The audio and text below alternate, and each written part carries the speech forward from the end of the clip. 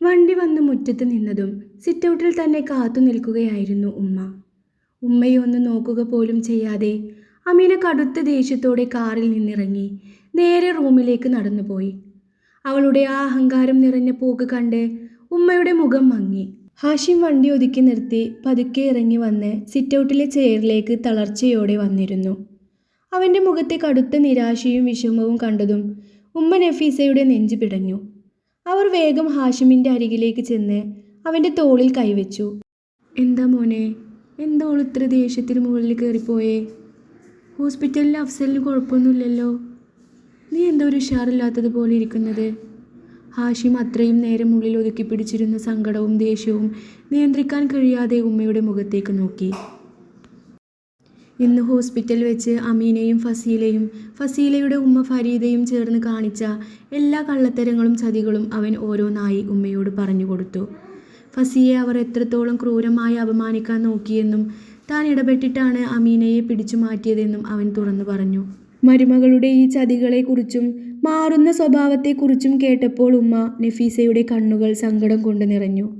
താൻ സ്വന്തം മകളെ പോലെ പൊന്നുപോലെ നോക്കുന്ന പെണ്ണാണ് മറ്റൊരു കുടുംബം തകർക്കാൻ നടക്കുന്നത് എന്നോർത്തപ്പോൾ അവർക്ക് സഹിച്ചില്ല. ഉമ്മ നഫീസ ഹാഷിമിൻ്റെ തലയിൽ പതുക്കെ തലോടിക്കൊണ്ട് അവനെ ആശ്വസിപ്പിച്ചു. വിഷമിക്കണ്ട മോനെ, എല്ലാം ശരിയാകും. നീ ചെന്നൊന്ന് ഫ്രഷ് ആയിട്ട് വായോ, ഞാൻ നിനക്ക് കഴിക്കാൻ എന്തെങ്കിലും എടുത്തു വെക്കാം. എന്നാൽ ഹാഷിമിന് ഒന്നും കഴിക്കാൻ തോന്നുന്നുണ്ടായിരുന്നില്ല. ഹോസ്പിറ്റലിൻ്റെ ഇടനാഴിയിൽ വെച്ച് അമീന ഡോക്ടറുടെയും മറ്റുള്ളവരുടെയും മുന്നിൽ വെച്ച് അഹങ്കാരത്തോടെ സംസാരിച്ചതും എന്തു കൊടുക്ക എന്ന് പറഞ്ഞിട്ടാണ് ഇക്കാനെ വളച്ചേ എന്ന ചോദ്യവും അവൻ്റെ കാതുകളിൽ മുഴങ്ങിക്കൊണ്ടിരുന്നു. സ്വന്തം ഭാര്യ മറ്റുള്ളവരുടെ മുന്നിൽ വെച്ച് ഇത്രയും തരം താഴ്ന്ന കള്ളക്കളികൾ കളിക്കുമ്പോൾ അതൊന്നും തടയാൻ കഴിയാതെ താനൊരു വെറും കോമാളിയായി പോയോ എന്ന ചിന്ത ഹാഷിമിൻ്റെ മനസ്സിനെ അലട്ടിക്കൊണ്ടിരുന്നു. സ്വന്തം കുടുംബത്തിൻ്റെ വില കളയുന്ന അമീനയോട് അവനുള്ളിൽ കടുത്ത ദേഷ്യവും പുകഞ്ഞു വന്നു. അന്ന് രാത്രി ഹാഷിം റൂമിലേക്ക് വന്ന് കിടന്നതേയില്ല. എന്തുകൊണ്ടോ അവൻ്റെ കണ്ണുകളിലേക്ക് ഉറക്കം വന്നതേയില്ല. അവൻ തൻ്റെ ലാപ്ടോപ്പും കയ്യിലെടുത്ത് റൂമിനോട് ചേർന്നുള്ള വർക്ക് റൂമിൽ തന്നെ രാത്രി മുഴുവൻ ചിലവഴിച്ചു. അമീനയാകട്ടെ ഹാഷിം വന്നോ ഇല്ലയോ എന്ന് ഒന്ന് നോക്കുക പോലും ചെയ്യാതെ തിരിഞ്ഞു കിടന്ന് സുഗമമായി ഉറങ്ങി. പിറ്റേന്ന് രാവിലെ അമീന ഉണർന്ന് പതുക്കെ അടുക്കളയിലേക്ക് നടന്നു. പക്ഷെ അവിടെയൊന്നും അവൾക്ക് ഹാഷിമിനെ കാണാൻ കഴിഞ്ഞില്ല. അവൻ എവിടെ പോയി എന്ന് തിരക്കാൻ വേണ്ടി അവൾ മുകളിലത്തെ നിലയിലേക്ക് കയറാൻ തുടങ്ങിയപ്പോഴാണ് സിറ്റൗട്ടിൽ നിന്നും ഉമ്മ നഫീസ അവളെ വിളിക്കുന്നത്. ഇന്നലത്തെ കാര്യങ്ങളൊന്നും മനസ്സിൽ വെക്കാതെ ഉമ്മ വളരെ സ്നേഹത്തോടെ അവളോട് ചോദിച്ചു. ചായ വേണ്ടേ മോളെ? ഇപ്പോൾ വേണ്ടമ്മ, ഹാഷിമിക്ക് വന്നിട്ട് മതി, അമീന പതുക്കെ പറഞ്ഞു. അത് കേട്ടത് ഉമ്മ നഫീസ അവൾക്ക് അരികിലേക്ക് നടന്നു വന്ന് പറഞ്ഞു. അതിന് അവനിന്ന് വരില്ലല്ലോ മോളെ, നിന്നോട് അവനൊന്നും പറഞ്ഞില്ലേ? അമീനയുടെ ഉള്ളിലൊരു കനൽ വീണു. അവൾ പരിഭ്രമത്തോടെ ചോദിച്ചു. ഇല്ലമ്മ, ഇക്കാക്ക എങ്ങോട്ടാ പോയത്? അത് മോളെ അവൻ്റെ കൂടെ ഡിഗ്രിക്ക് പഠിച്ചിരുന്നില്ലേ ഒരു പെൺകുട്ടിയില്ലേ, മാളു, അവളെ കൂട്ടാൻ പോയതാ. അവൾക്ക് അവിടെ എന്തോ പ്രശ്നങ്ങളൊക്കെ ആയതുകൊണ്ട് ഇന്നത്തെ ട്രെയിൻ മിസ്സായി പോയി. അവളിപ്പോൾ തിരുവനന്തപുരത്താണല്ലോ. ഇന്ന് രാത്രിയോടെ അവളെയുമായി അവൻ ഇങ്ങോട്ട് എത്തും. നാളെ പുലർച്ചയെ തിരിച്ചെത്തൂ ഇങ്ങോട്ട്. ഉമ്മ ആ പേര് പറഞ്ഞതും അമീനയുടെ മുഖം പെട്ടെന്ന് ചുവന്നു തുടുത്തു. അവളുടെ കണ്ണുകളിൽ നിന്നും അറിയാതെ കണ്ണുനീർ ഒലിച്ചിറങ്ങി. തങ്ങളുടെ കല്യാണം കഴിഞ്ഞിട്ട് ഇപ്പോൾ 3 വർഷമായി. ഈ 3 വർഷത്തിനിടയിൽ ആദ്യമായിട്ടാണ് തന്നോട് ഒരൊറ്റ വാക്കുപോലും പറയാതെ ഹാഷിം എങ്ങോട്ടോ ഇറങ്ങിപ്പോകുന്നത്. മാളവിക, ആ പേര് അമീനക്ക് പുതിയതായിരുന്നില്ല. ഹാഷിം ഡിഗ്രിക്ക് പഠിക്കുന്ന സമയത്ത് അവൻ ജീവന് തുല്യം പ്രണയിച്ചിരുന്ന പെൺകുട്ടിയായിരുന്നു അവൾ. 2 മതത്തിലായതുകൊണ്ട് വീട്ടുകാർ എതിർക്കുമെന്നുറപ്പായപ്പോഴും മാതാപിതാക്കളെ സങ്കടപ്പെടുത്തേണ്ട എന്ന് കരുതി അവർ 2 പേരും സ്വയം ഒഴിഞ്ഞു മാറിയതാണ്. എങ്കിലും അവർ ഇപ്പോൾ നല്ല സുഹൃത്തുക്കളായി തുടരുന്നുണ്ടായിരുന്നു. പക്ഷെ തങ്ങളുടെ കല്യാണം കഴിഞ്ഞതിന് ശേഷം മാളവികയുമായി കാണാനോ സംസാരിക്കാനോ ഹാഷിം പോയിട്ടില്ലായിരുന്നു. തൻ്റെ അനുവാദമില്ലാതെ തന്നോട് ചോദിക്കാതെ ഹാഷിം ഒന്നും ചെയ്യാറില്ലായിരുന്നു. എന്നാൽ ഇന്ന് തന്നോട് പറയാതെ അവൻ ആ പഴയ കാമുകിയെ തേടി തിരുവനന്തപുരത്തേക്ക് വണ്ടി ഓടിച്ചു പോയിരിക്കുന്നു. ഇതെല്ലാം കേട്ടതും അമീനയുടെ തല പുകഞ്ഞു കീറാൻ തുടങ്ങി. ഫസീലയുടെ കൂടെ നടന്ന് ഫസിയുടെ കുടുംബം തകർക്കാൻ പോയ തനിക്ക് സ്വന്തം കുടുംബം കൈവിട്ടു പോവുകയാണോ എന്ന വലിയൊരു ഭയം അവളെ നെഞ്ചിലേക്ക് ആഞ്ഞടിച്ചു. ഹോസ്പിറ്റൽ മുറിയിൽ ഇപ്പോൾ വളരെ ശാന്തമായ അന്തരീക്ഷമാണ്. ഇടയ്ക്ക് ഡോക്ടർ വന്ന് അഫ്സലിനെ പരിശോധിച്ച് എല്ലാം നോർമലാണെന്ന് ഉറപ്പുവരുത്തി പോയിരുന്നു. അന്ന് രാവിലെ ഫസിയ ഉറക്കമുണർന്ന് ചുറ്റും നോക്കി. അഫ്സൽ കിടക്കുന്ന കട്ടിലിന് തൊട്ടടുത്ത ബെഡിൽ ഉമ്മ ആയിഷ കിടന്നുറങ്ങുകയായിരുന്നു. നോക്കുമ്പോൾ അർഷി തൻ്റെ കൈയും കാലും ഒക്കെ ഉമ്മയുടെ മേലേക്കിട്ടാണ് സുഖമായി ഉറങ്ങുന്നത്. അർഷിയും ഫസിയും താഴെ പായ വിരിച്ചായിരുന്നു കിടന്നിരുന്നത്. ഉറങ്ങാൻ നേരം അർഷി അവളുടെ കൂടെ ആയിരുന്നെങ്കിലും എപ്പോഴോ ഉമ്മയുടെ അരികിലേക്ക് മാറിക്കിടന്നതാണ്. അർഷി ഉമ്മയുടെ മേൽ കെട്ടിപ്പിടിച്ച് കിടക്കുന്ന ആ നിഷ്കളങ്കമായ കാഴ്ച കണ്ട് ഫസിയുടെ മുഖത്ത് ഒരു ചെറിയ ചിരി വിരിഞ്ഞു. അവൾ വേഗം തൻ്റെ ഫോൺ എടുത്ത് ആ മനോഹരമായ ദൃശ്യം ഒരു ഫോട്ടോയാക്കി പകർത്തി വെച്ചു. ഫോൺ അരികിലേക്ക് വെച്ച് അവൾ പതുക്കെ കട്ടിൽ നിന്നും എഴുന്നേറ്റു. നേരെ അഫ്സലിൻ്റെ അരികിലേക്ക് നടന്നു ചെന്നു. കണ്ണുകൾ പൂട്ടി ശാന്തമായി ഉറങ്ങുന്ന തൻ്റെ പ്രാണനെ അവൾ കുറച്ചു നേരം നോക്കി നിന്നു. അവൻ്റെ ആ മുഖം കണ്ടപ്പോൾ അവൾക്ക് സ്നേഹം അടുക്കാനായില്ല. അവനറിയാതെ ഒത്തിരി പോലും ശബ്ദമുണ്ടാക്കാതെ അവൾ പതുക്കെ കുനിഞ്ഞ് അവളുടെ അധരങ്ങൾ അവൻ്റെ നെറ്റിയിൽ അമർത്തി. രാവിലത്തെ ആ തണുത്ത മനോഹരമായ ചുംബനം അഫ്സലിനെ ഉണർത്തിയിരുന്നു. എങ്കിലും അവൻ ഉണരാത്ത ഭാവത്തിൽ കണ്ണുകൾ പൂട്ടി തന്നെ കിടന്നു. ഫസി ചുംബനത്തിന് ശേഷം മെല്ലെ തിരിഞ്ഞ് ബാത്റൂമിലേക്ക് നടക്കാൻ ആഞ്ഞതേയുള്ളൂ. പെട്ടെന്ന് അഫ്സലിൻ്റെ ശക്തമായ കൈകൾ ഫസിയുടെ കൈത്തണ്ടയിൽ മുറുകെ പിടിച്ചു. അവൻ കണ്ണുകൾ തുറന്ന് അവളെ നോക്കി. ഫസി ഒട്ടും പ്രതീക്ഷിക്കാത്തതായതുകൊണ്ട് അവൾ അവനെ നേരെ നോക്കാൻ കഴിഞ്ഞില്ല. അവൾ നാണം കൊണ്ട് ചുവന്നു തുടുത്തു. അവൾ കൈവെടിയിക്കാൻ നോക്കിയെങ്കിലും അഫ്സൽ അവൾ ഒന്നും കൂടി തൻ്റെ അരികിലേക്ക് വലിച്ചടിപ്പിച്ചു. എന്നിട്ട് അവളുടെ കാതോരം ചേർന്ന് വളരെ പതുക്കെ മന്ത്രിക്കുന്ന സ്വരത്തിൽ പറഞ്ഞു, "ഇതിന് പലിശയും കൂട്ടുപലിശയും ചേർത്ത് ഞാൻ തരുന്നുണ്ട് ട്ടോ." അവൻ്റെ ആ ചൂടുള്ള ശ്വാസവും തന്നെ ചേർത്ത് പിടിച്ച ആ കരുത്തും അറിഞ്ഞതും ഫസിയുടെ ഉടലൊന്ന് വിറച്ചു. അവൾ വല്ലാത്തൊരു നാണത്തോടെ ബലമായി അവൻ്റെ കൈ തട്ടി മാറ്റി വേഗം ബാത്റൂമിലേക്ക് ഓടിക്കയറി. ബാത്റൂമിൽ കണ്ണാടിക്ക് മുന്നിൽ നിൽക്കുമ്പോഴും അവളുടെ നെഞ്ചിടിപ്പ് നിന്നിരുന്നില്ല. അത്രയ്ക്ക് ചമ്മലായിരുന്നു അവൾക്ക്. അവൾ ഓടിപ്പോയ വഴിയിലേക്ക് നോക്കി അഫ്സൽ കിടന്ന് കൊതി തീരാതെ പുഞ്ചിരിക്കുന്നുണ്ടായിരുന്നു.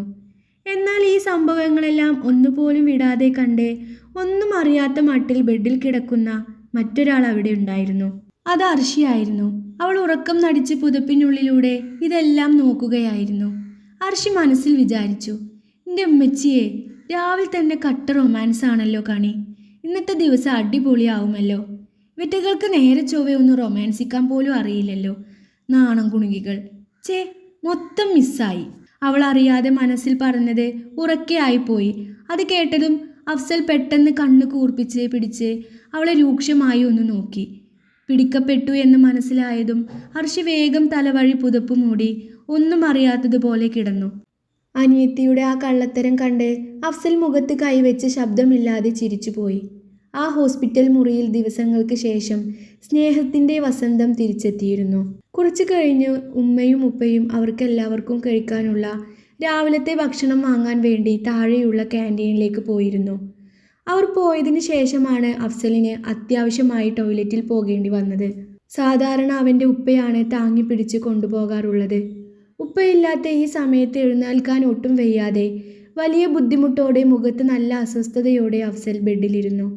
അവൻ്റെ ആ കഷ്ടപ്പാട് കണ്ടപ്പോൾ ഫസിയുടെ ഉള്ളിൽ വലിയ വെപ്രാളമായി. അവനെ സഹായിക്കണമെന്ന് അവൾക്ക് അതിയായ ആഗ്രഹമുണ്ട്.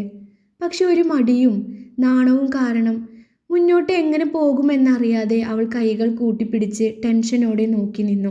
എന്നാൽ ബുദ്ധിമുട്ട് സഹിക്കാൻ വയ്യാതായപ്പോൾ അഫ്സൽ തന്നെ പതുക്കെ ഫസിയെ നോക്കി വിളിച്ചു, "ഫസി, എന്നെ ഒന്ന് ഹെൽപ്പ് ചെയ്യോ? ടോയ്ലറ്റിലേക്ക് ഒന്ന് ആക്കിത്തരുമോ?" തൻ്റെ പ്രാണൻ ആ സഹായം ചോദിച്ചതും പെണ്ണിൻ്റെ മുഖത്ത് വലിയൊരു പ്രകാശം പരന്നു. മനസ്സിലെ മടിയും പേടിയും എല്ലാം എങ്ങോ മാഞ്ഞുപോയി. അവൾ നിറഞ്ഞ പുഞ്ചിരിയോടെ ഓടിച്ചെന്ന് അവൻ്റെ അരികിലേക്ക് നിന്നു. അഫ്സലിനോട് ഒട്ടും വേദന എടുക്കാത്ത രീതിയിൽ അവൻ്റെ ഒരു കൈ തൻ്റെ തോളിലേക്ക് എടുത്തു വെച്ച് അവളുടെ മറു കൈ കൊണ്ട് അവൻ്റെ അരയിലൂടെ ചേർത്ത് പിടിച്ച് അവൾ അവനെ കട്ടിലിൽ നിന്നും എഴുന്നേൽപ്പിച്ചു. ആദ്യമായിട്ടാണ് അവൾ അവനെ ഇത്രയും അടുത്ത് ഇത്രയും മുറുകെ ചേർത്ത് പിടിക്കുന്നത്. അവനെ താങ്ങി പിടിച്ച് പതുക്കെ ടോയ്ലറ്റിലേക്ക് നടക്കുമ്പോൾ രണ്ടുപേരുടെയും ഉള്ളിൽ പ്രണയം കൊണ്ട് നിറയുകയായിരുന്നു. അഫ്സൽ തൻ്റെ ഭാരം മുഴുവൻ ഫസിയുടെ മേൽ നൽകാതെ അവളെ സൂക്ഷിച്ചു നോക്കിക്കൊണ്ട് നടന്നു. തൻ്റെ ജീവനായി ചേർത്ത് പിടിക്കുന്ന തൻ്റെ പെണ്ണിൻ്റെ ശ്വാസത്തിൻ്റെ ചൂടും ആ കരുതലും അഫ്സലിൻ്റെ ഉള്ളിലെ പ്രണയത്തെ 100 മടങ്ങായി വർദ്ധിപ്പിച്ചു. ഫസിയുടെ നെഞ്ചടിപ്പ് അവന് കൃത്യമായി കേൾക്കാമായിരുന്നു. ഇതെല്ലാം കണ്ട് ഒന്നും അറിയാത്ത മട്ടിൽ പുതപ്പിനുള്ളിൽ നിന്ന് കണ്ണ് മാത്രം തുറന്ന് നമ്മുടെ അർഷി അവിടെ ഇരിപ്പുണ്ടായിരുന്നു. അവൾ ഇതൊക്കെ കണ്ട് ഉള്ളിൽ ചിരിച്ച് മറിയായിരുന്നു. ഫസി അവനെ ടോയ്ലറ്റിൽ കൊണ്ടുവിട്ട് കുറച്ച് സമയത്തിന് ശേഷം അവൻ തിരികെ ഇറങ്ങിയപ്പോഴും അവൾ അതേ കരുതലോടും സ്നേഹത്തോടും കൂടി അവനെ തിരിച്ച് ബെഡിലേക്ക് താങ്ങി പിടിച്ചു കൊണ്ടുവരികയായിരുന്നു. കൃത്യം ആ സമയത്താണ് വാതിൽ തുറന്ന് ഉപ്പയും ഉമ്മയും കൈകളിൽ ഭക്ഷണപ്പൊതികളായി അകത്തേക്ക് വരുന്നത്. മുറിയിലെ ആ കാഴ്ച കണ്ടതും ഉമ്മയുടെ മുഖത്ത് വലിയൊരു സന്തോഷവും ആശ്വാസവും നിറഞ്ഞു. തൻ്റെ മകൻ സുരക്ഷിതനായ കൈകളിലാണെന്ന ഭാവം ആ ഉമ്മയുടെ കണ്ണുകളിൽ ഉണ്ടായിരുന്നു. എന്നാൽ ഉപ്പ അവരെ രണ്ടുപേരെയും ഒന്ന് മാറി മാറി നോക്കി. എന്നിട്ടൊരു മുഖത്ത് കള്ളച്ചിരിയോടെ അഫ്സലിനെ ചെറുതായിട്ടൊന്ന് കളിയാക്കുന്ന മട്ടിൽ പറഞ്ഞു, ആഹാ, ഇത് കൊള്ളാല അഫ്സലേ, ഞാൻ ക്യാൻറ്റീനിൽ പോയ സമയം നോക്കി നീ നല്ലോണം ഉഷാറായല്ലോ. ഞാനുള്ളപ്പോൾ എഴുന്നേൽക്കാൻ പോലും മടിയുള്ളവനാ, ഇപ്പോൾ ദാ തനിയെ എഴുന്നേറ്റ് നടക്കുന്നു. നിന്നെ താങ്ങാൻ പറ്റിയ ആൾ വന്ന സ്ഥിതിക്ക് ഇനി ഞാനിവിടെ അധികം നിൽക്കേണ്ടി വരില്ലെന്ന് തോന്നുന്നു. ഉപ്പയുടെ ആ കുസൃതി നിറഞ്ഞ കളിയാക്കൽ കേട്ടതും അഫ്സൽ ചമ്മിക്കൊണ്ട് തല താഴ്ത്തി ചിരിച്ചു. ഫസി ആകട്ടെ നാണം കൊണ്ട് മുഖം ചുവന്ന് നിൽക്കാൻ കഴിയാതെ വേഗം ഉമ്മയുടെ കയ്യിലിരുന്ന ഭക്ഷണപ്പൊതി വാങ്ങി മേശപ്പുറത്ത് വെക്കാൻ വേണ്ടി അങ്ങോട്ട് മാറി നിന്നു. അപ്പോഴും പുതപ്പിനുള്ളിൽ കിടന്ന് അർഷി പതുക്കെ തലപ്പുറത്തിട്ട് അഫ്സലിനെ നോക്കി കണ്ണുരുട്ടി കാണിക്കുന്നുണ്ടായിരുന്നു. ഉപ്പയുടെ കളിയാക്കലിൽ നിന്നും രക്ഷപ്പെടാൻ വേണ്ടി ഫസി വേഗം ഭക്ഷണമെല്ലാം നിരത്തി വെച്ച് മേശപ്പുറത്ത് വെച്ചു. നാണം മായ്ക്കാൻ നോക്കുമ്പോഴും അവളുടെ മുഖത്ത് ഒരു വശ്യമായ പുഞ്ചിരിയുണ്ടായിരുന്നു. അവൾ എല്ലാവർക്കും പ്ലേറ്റുകളിലേക്ക് ഭക്ഷണം വിളമ്പി നൽകി. എന്നാൽ എല്ലാവർക്കും കൊടുക്കുന്നതിനേക്കാൾ മുൻപ് അവൾ ആദ്യം ചെന്നത് അഫ്സലിൻ്റെ അരികിലേക്കാണ്. അവനക്ക് കഴിക്കാൻ എടുത്തു കൊടുത്തതിന് ശേഷം മാത്രമാണ് അവൾ സ്വന്തം പ്ലേറ്റുമായി ഉമ്മയുടെയും അർഷിയുടെയും ഒപ്പം കഴിക്കാനിരുന്നത്. തൻ്റെ കാര്യത്തിലുള്ള ഫസിയുടെ ഈ പരിഗണന അഫ്സലിൻ്റെ ഉള്ളിൽ ഒരുപാട് സന്തോഷം നിറച്ചു. ഭക്ഷണം കഴിച്ചതിന് ശേഷം എല്ലാവരും കൂടി കട്ടിലിന് ചുറ്റുമിരുന്ന് ഒരുപാട് നേരം സന്തോഷത്തോടെ പഴയ കാര്യങ്ങളും കഥകളൊക്കെ പറഞ്ഞ് സംസാരിച്ചിരുന്നു. എന്നാൽ ആ ചിരിയുടെയും സംസാരത്തിൻ്റെയും ഇടയിലാണ് അഫ്സലിൻ്റെ മുഖഭാവം പതുക്കെ മാറിയത്. അവൻ അർഷിയെയും ഫസിയെയും മാറി മാറി ഒന്ന് നോക്കി. എന്നിട്ട് തൻ്റെ പതിവ് ഗൗരവക്കാരനായ ഏട്ടൻ്റെയും ഭർത്താവിൻ്റെയും ഒരു അധ്യാപകൻ്റെയും ഭാവത്തിലേക്ക് വന്നുകൊണ്ട് പറഞ്ഞു, എല്ലാവരുടെയും ചിരിയൊക്കെ കഴിഞ്ഞ സ്ഥിതിക്ക് ഇനി ഒരു കാര്യം പറഞ്ഞേക്കാം. അർഷിയും ഫസിയും നാളെ തൊട്ട് മര്യാദക്ക് കോളേജിൽ പോകാൻ തുടങ്ങിക്കോണം. എക്സാം എടുക്കാറായി. എൻ്റെ സൂക്കേടും പറഞ്ഞ് രണ്ടുപേരും ഇനി ലീവ് എടുത്ത് വീട്ടിലിരിക്കാൻ നോക്കണ്ട. അഫ്സലിൻ്റെ ആ അപ്രതീക്ഷിത ഡയലോഗ് കേട്ടതും അതുവരെ ചിരിച്ചുകൊണ്ടിരുന്ന അർഷിയുടെ മുഖം പെട്ടെന്ന് ഇരുണ്ടുപോയി. അവൾ ഫസിയെ നോക്കി വായ് പൊളിച്ചു നിന്നു. ഫസി ഒട്ടും പ്രതീക്ഷിക്കാത്തത് കൊണ്ട് ഒരു നിമിഷം അഫ്സലിനെ തന്നെ നോക്കി. അഫ്സൽ അർഷിയുടെ നോട്ടം കണ്ടു പറഞ്ഞു, എന്നെ നോക്കിയിട്ട് കാര്യമല്ല. അർഷി പതുക്കെ പുതുപ്പ് മാറ്റി എഴുന്നേറ്റിരുന്ന് മുഖം ചുളിച്ചുകൊണ്ട് പറഞ്ഞു, അയ്യടാ, ഇക്കാക്ക് ഇപ്പോൾ ശരിക്കും സുഖമായിട്ടുണ്ട്. ദാ നോക്ക് ഫസിയെ, ബോധം വന്നപ്പോൾ ആദ്യം ഓർമ്മ വന്നത് നമ്മുടെ കോളേജും എക്സാമും ആണ്. കുറച്ച് ദിവസം കൂടി ലീവ് എടുക്കാമെന്ന് വിചാരിച്ചതാ, എല്ലാം കൊളാക്കി. അഫ്സൽ അത്രയും പറഞ്ഞിട്ടും നിർത്തിയില്ല. അവൻ അർഷിയെയും ഫസിയെയും വിരൽ ചൂണ്ടി ഒന്നുകൂടി കടുപ്പിച്ച് പറഞ്ഞു, പ്രത്യേകിച്ച് ഫൈനൽ എക്സാമിന് അറ്റൻഡൻസ് കുറവാണ് എന്നുണ്ടെങ്കിൽ പിന്നെ അതിൻ്റെ പിന്നാലെ നടക്കേണ്ടി വരും. അതുകൊണ്ട് രണ്ടുപേരും മര്യാദക്ക് നാളെ തന്നെ പോകാൻ നോക്കിക്കോ. അഫ്സൽ അങ്ങനെ പറഞ്ഞതും ഫസി വേഗം മുഖം മാറ്റി സങ്കടത്തോടെ ഐഷുമ്മയുടെ മുഖത്തേക്ക് നോക്കി. മരുമകളുടെ ആ നിസ്സഹായ അവസ്ഥ കണ്ടതും ഉമ്മ ഉടനെ മകന് നേരെ തിരിഞ്ഞു. അതെങ്ങനെ അഫ്സലെ, അവൾ നാളെ കോളേജിൽ പോകാമെന്ന് വെച്ചാലും അവളുടെ മനസ്സ് മുഴുവൻ ഇവിടെ നിന്റെ അരികിൽ തന്നെയാകും. അതുകൊണ്ട് നീ ഒന്നും മിണ്ടാതിരിക്ക്. ഉമ്മ ഫസിക്ക് സപ്പോർട്ടായി വന്നത് കണ്ടതും അപ്പുറത്ത് നിന്ന് അർഷിക്ക് ഒട്ടും സഹിച്ചില്ല. അവൾ നടുവിന് കൈവച്ച് വാശിയോടെ പറഞ്ഞു, അത് പറ്റില്ല, ഞാൻ ഇവിടുന്ന് വരില്ല. ഈ ഫസി ഇല്ലാതെ ഞാൻ മാത്രം കോളേജിൽ പോകില്ല.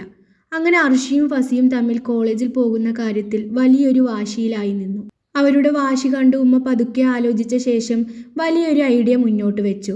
എന്നൊരു കാര്യം ചെയ്യാം, ഞാൻ അങ്ങനെ ഉപ്പയും അർഷിയും കൂടി ഇപ്പോൾ വീട്ടിലേക്ക് പോകാം. ഇവിടെ ഇനി ഫസി ഉണ്ടല്ലോ. ഞാൻ രാവിലെ വീട്ടിൽ പോയിട്ട് വൈകിട്ട് ഇങ്ങോട്ട് തിരിച്ചു വരുന്നത് പോലെ ആക്കാം. നിങ്ങൾ രണ്ടുപേർക്കുമുള്ള ഭക്ഷണം ഉപ്പയുടെ കയ്യിൽ കൊടുത്തു വിടുകയും ചെയ്യാം. അതാവുമ്പോൾ വീട്ടിലെ ഭക്ഷണം കഴിക്കാലോ. ഉമ്മയുടെ ആ പ്ലാൻ കേട്ടപ്പോൾ അഫ്സലിന് ഉള്ളിൽ വലിയൊരു സന്തോഷമായെങ്കിലും പുറത്ത് അത് കാണിക്കാതെ ഒരു ഗൗരവക്കാരനായ ഭർത്താവ് ചമയാൻ വേണ്ടി അവൻ മനസ്സില്ലാ മനസ്സോടെ തലയാട്ടി സമ്മതിച്ചു. താൻ മാത്രം ഒറ്റപ്പെടാൻ പോവുകയാണെന്ന് മനസ്സിലായതും അർഷി ദേഷ്യം കൊണ്ട് പല്ലുകടിച്ചു. അവൾ പതുക്കെ ഫസിയുടെ അരികിലേക്ക് നടന്നു ചെന്ന് അവളുടെ ചെവിയിൽ മാത്രം കേൾക്കുന്ന ശബ്ദത്തിൽ കടിച്ചമർത്തിയ ദേഷ്യത്തോടെ പറഞ്ഞു, എടി ദുഷ്ടി, നിനക്ക് ക്ലാസ്സിനും പോകാതെ റൊമാൻസിച്ചിരുന്നാൽ മതിയല്ലോ ഇവിടെ. നോക്കിക്കോ, ഞാൻ നിനക്കുള്ള പണി തരും മോളെ. നീ വന്നിട്ടേ ക്ലാസ്സിന് പോകുള്ളൂ. ഫസിയെ ഭീഷണിപ്പെടുത്തുന്നതിന് ശേഷം അർഷി ഉമ്മയെ നോക്കി ഉറക്കെ പറഞ്ഞു, ഉമ്മ, എന്നെ ഇവിടുന്ന് ഇങ്ങനെ കൊണ്ടുപോകുന്നതൊക്കെ കൊള്ളാം. പക്ഷെ ഞാൻ ഇപ്പോഴേ പറഞ്ഞേക്കാം, ഈ ഫസി വന്നിട്ടേ ഞാൻ ഇനി കോളേജിൽ പോകൂ. അത് കേട്ടതും അപ്പുറത്ത് നിന്ന് ഉപ്പ ചിരിച്ചുകൊണ്ട് ഇടപെട്ടു. ആദ്യം നീ വീട്ടിലെത്താൻ നോക്ക് മോളെ, എന്നിട്ട് നമുക്കത് തീരുമാനിക്കാം. ഇത് കേട്ടതും അർഷി പതുക്കെ ഉമ്മയുടെ ചെവിയിൽ ചെന്ന് സോപ്പിടാൻ തുടങ്ങി. ഉമ്മ, എന്നെ വിട്ടിട്ടില്ലെങ്കിൽ ഞാൻ നിങ്ങൾക്ക് വീട്ടിലത്തെ പണിയൊക്കെ ചെയ്തു തരാം. എന്നെ കോളേജിൽ വിടല്ലേ. എന്നാൽ ഉമ്മ വിട്ടുകൊടുക്കാൻ തയ്യാറായില്ല. ഉമ്മ ചിരിച്ചുകൊണ്ട് പറഞ്ഞു, അവിടെ ഇപ്പം എനിക്ക് വലിയ പണിയൊന്നുമില്ല മോളെ. ആ പേരും പറഞ്ഞ് നിന്നെ ഞാൻ അവിടെ ഇരുത്തില്ല. മര്യാദക്ക് കോളേജിൽ പോയിക്കോണം. എല്ലാവരും കൂടി ഒന്നിച്ചു ചേർന്ന് തന്നെ പൂട്ടിയത് കണ്ടതും അർഷിയുടെ ദേഷ്യം കൊണ്ട് പല്ല് കടിച്ചു. അവൾ അഫ്സലിനെയും ഫസിയെയും മാറി മാറി നോക്കി കലിപ്പിൽ ഒരു വലിയ കൊഞ്ഞനം കുത്തി കാണിച്ച് എന്നിട്ട് ദേഷ്യത്തോടെ ഉമ്മയുടെയും ഉപ്പയുടെയും പുറകെ മുറിയിൽ നിന്നും ഇറങ്ങിപ്പോയി. അവളുടെ ആ കൊഞ്ഞനം കുത്തൽ കണ്ട് അഫ്സലും ഫസിയും ഒരേ സമയം പൊട്ടിച്ചിരിച്ചു. ആ റൂമിൽ ഇപ്പോൾ അവർ രണ്ടുപേരും മാത്രമായി അവശേഷിച്ചു.